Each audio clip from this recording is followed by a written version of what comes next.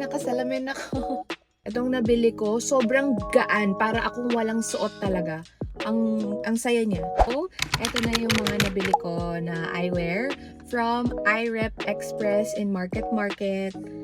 Tatlo yung nabili ko. Grabe. So, pinacheck ko muna, of course, kasi lagi sumasakit yung bato ko at yung ulo ko. Tapos yun nga, nung chinek, may astigmatism ako. Ang maganda dyan, libre magpa-check. So, kung ngayon, meron kayong nararamdaman na may sakit sa batok nyo, doon daw yun na unang nafe-feel, or sa ulo nyo, pa-check nyo na yung mata nyo. Libre siya, basta bibili kayo sa kanila ng salamin. Itong nabili ko, sobrang gaan, para akong walang suot talaga.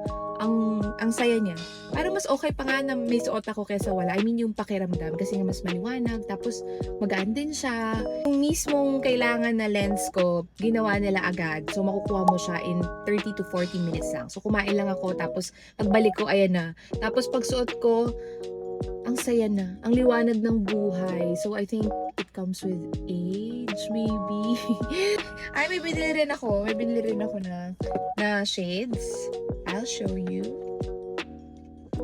Tadam! So nice. 500 pesos lang.